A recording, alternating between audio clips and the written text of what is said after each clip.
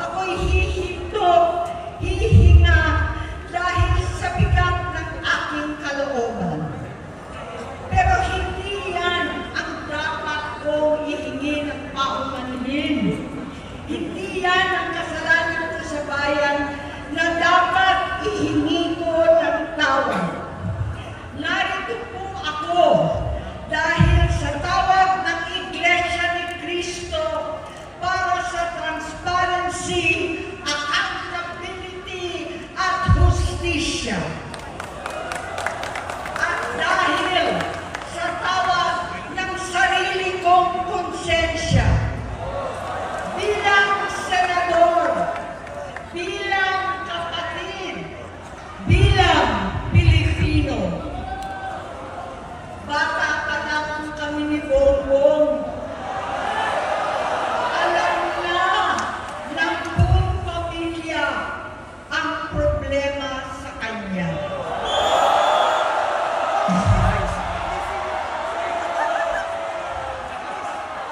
Totoo lang, mababasa naman ng lahat ang mga testimonya ng aking ama patungkol sa kanyang ugali at gawain.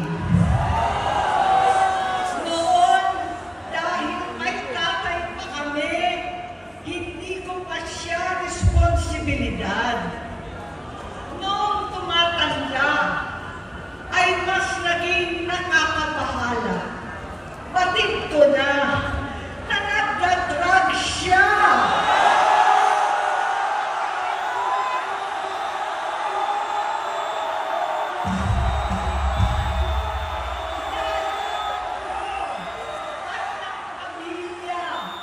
Nalaman ng pamilya, seryoso ito.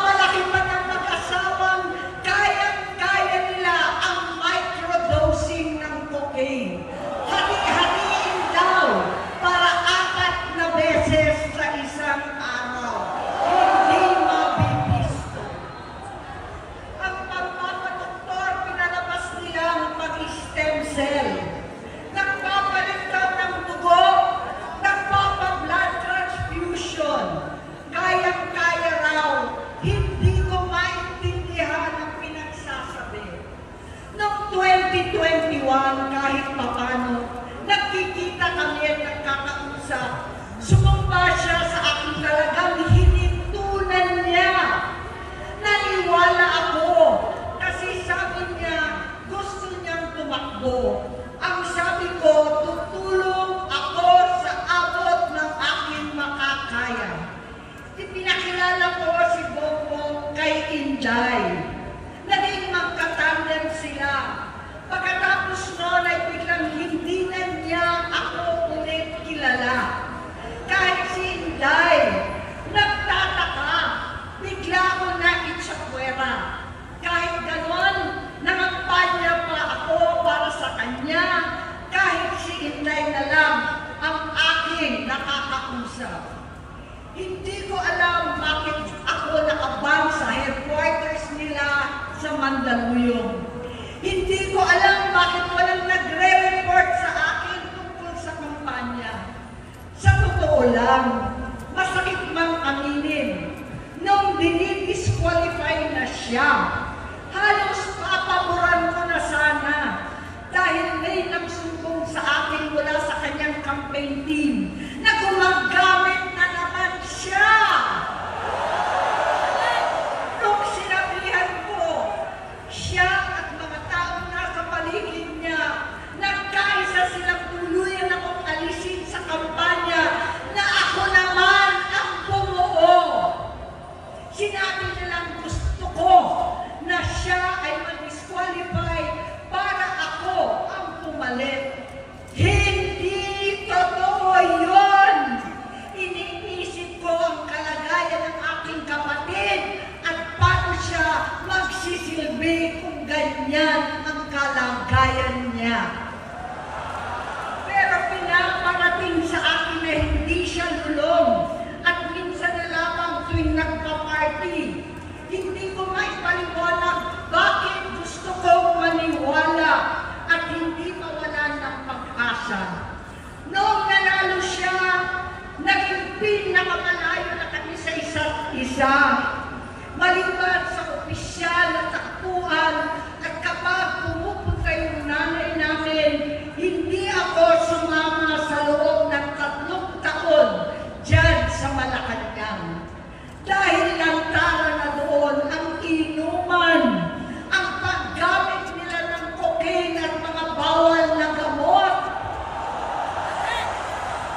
Hindi ba nila nakikita, naririnig, kakaiba na siya magsalita, hindi na maintindihan kung ano-ano na ang sinasabi at wala na sa sarili. Nagtatago sa kabaitan niya ang pang-aabuso niya sa droga. At nagbunga na ito ng mga nakakapinsalang maling desisyon. Hinayaan niyang kumilos ang mga nakakalibot sa kanya. Yung mga umaastang presidente habang nilululong siya ng mga ito. Hindi na kami nagkausap. Sa harap ng publiko, pinipilit kong magmukha kaming maayos. Pero wala na kaming koneksyon. Hindi ko hinihiling na maunawaan ninyo ako, lahat kayo. Sa palagay ko, ang makakaunawa lamang sa akin ay ang mga pamilya may pinagdaanan sa adiksyon, sa inom, sa sugal, sa alak, sa bisyo, higit sa lahat, sa droga. Pag hindi ko siya nakakasama, buong aking loob na ipasok sa institusyon. Ipagamot, iparihab ko na yan. Pero tuwing maghaharap kami noon, hindi kaya ng aking kalooban na gawin yon. Tuwing magsasabi siya sa akin na magbabago na siya, hindi ko siya kayang tiisin. Hindi ko kaya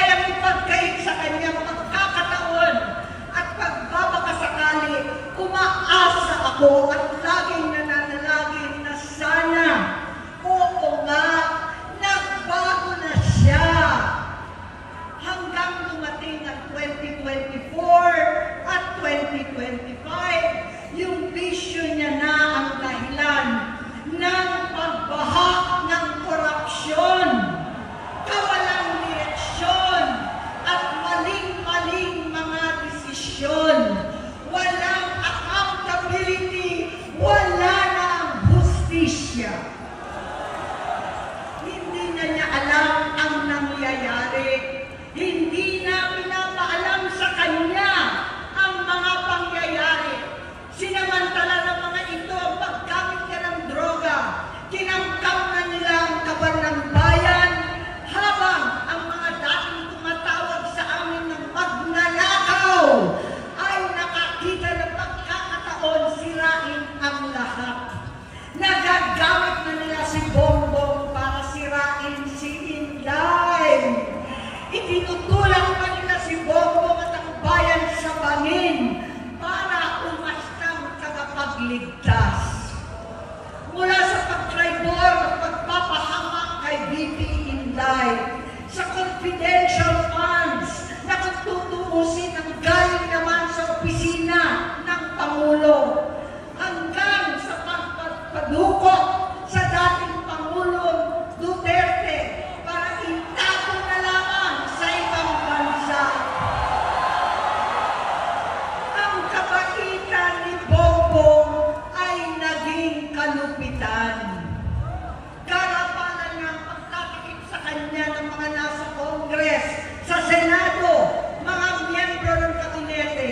Kitang-kita na ng taong bayan, wala nang puwang ang kahihiyan. Para bang nauulit ang bangungot ng kasaysayang dinanas namin noon. 68 years old po ang tatay ko nung pinatalsik sa pwesto. 68 years old na rin si Bongbong ngayon. November 17 din, noong 2021, nung nakumbinsi ko si Inday na magbise kay Bongbong. November 18 po, bukas, ang ikatlong araw natin. Siyam na taon na nakakaraan, saktong November 18 pa talaga, na pinatiting ni Pangulong Duterte ang tatay ko sa libingan ng mga bayani.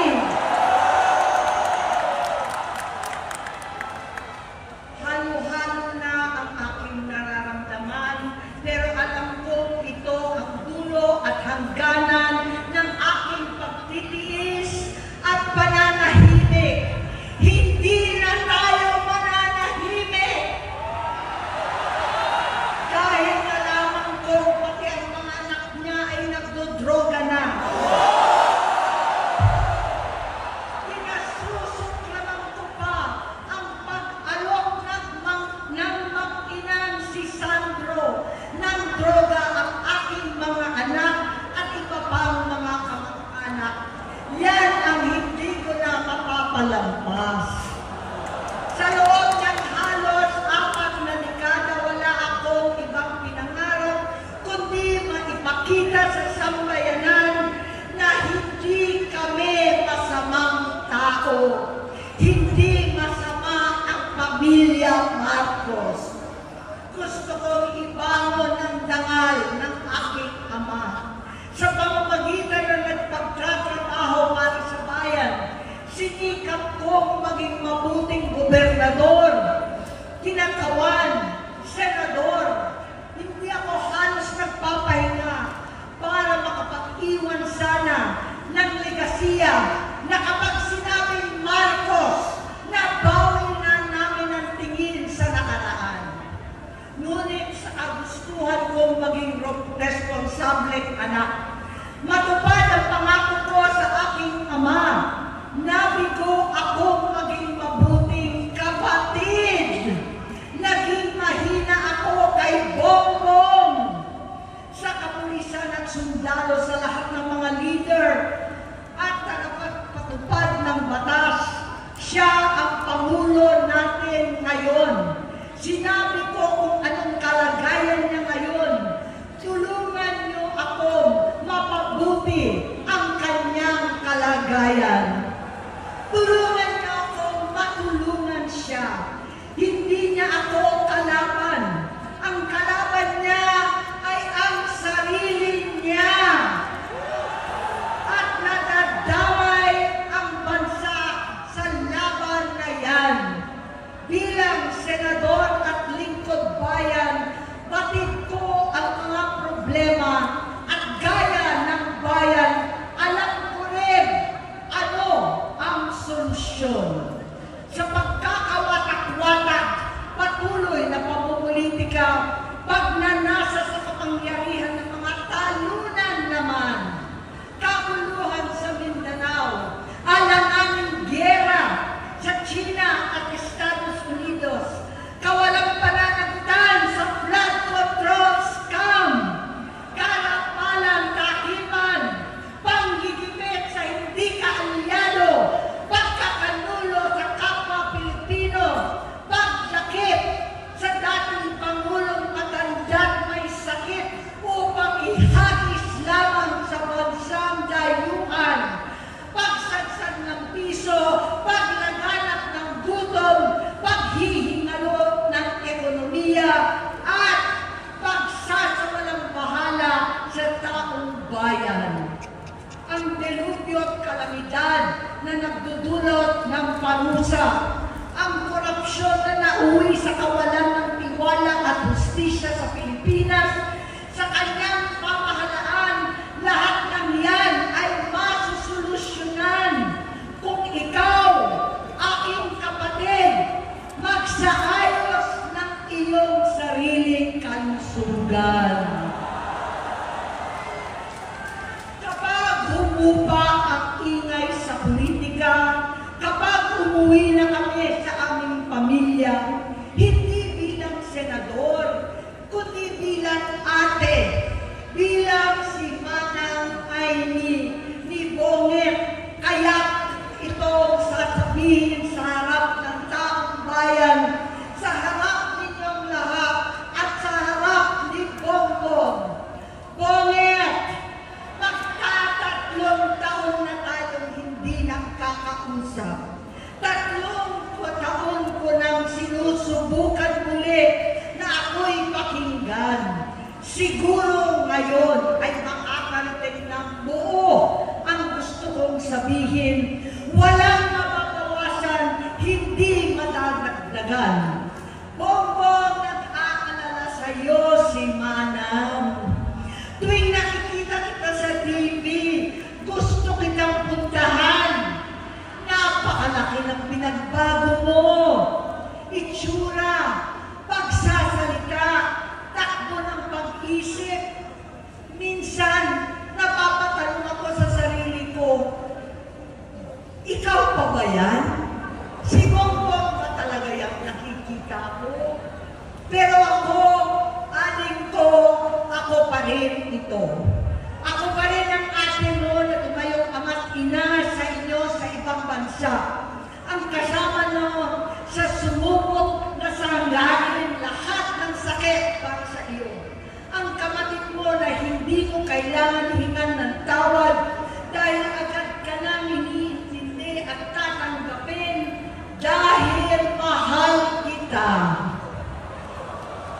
Nasa Bagong Tipan, kay Lucas, Kapitulo 17, versikulo 3 hanggang 4. Kung magkasala ang iyong kapatid, sawayin mo siya. At kung siya'y magsisi, patawarin mo siya.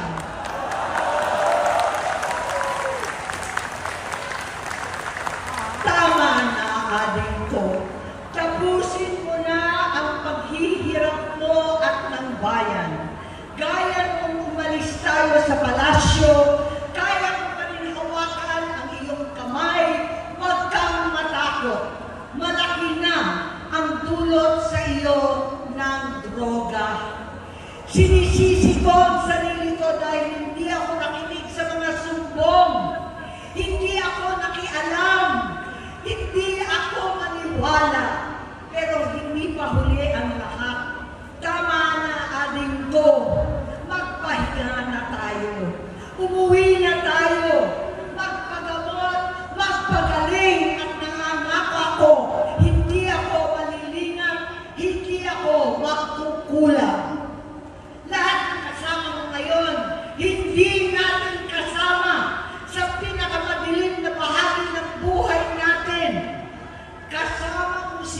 ngayon dahil nasa taas ka pa. Ako at ang ating mga tunay na kapatid dito sa Luneta ang kasama mo kahit magdilim ulit ang lahat. Talikuran mo ang iniisip at ibinubulong lang ang misyon. Unahin na natin ang kalusugan mo dahil sa adiksyon na bigyan mo ng malubhang karamdaman ang buong bansang Pilipino. Matatanda na tayo, sakitan na si Mami, alagaan na lang natin ang isa't isa. Kaliwat kanan man ang pambuhusga sa akin, malinaw sa aking puso na dapat mauna ang Diyos, ang bayan, pamilya at sarili. Hanggang sa mga oras na ito, Bonget, gusto kong malaman mo na hindi kita sinusukuan. Hindi ko kakayanin kung mapapahamak ka. Kaya hinihingi ko na tayo'y umuwi na, mamahinga alang sa iyong kalusugan. Kaya ko mabigo at mawala sa iyo ang posisyon, pero hindi ko kayang mawala ka sa amin.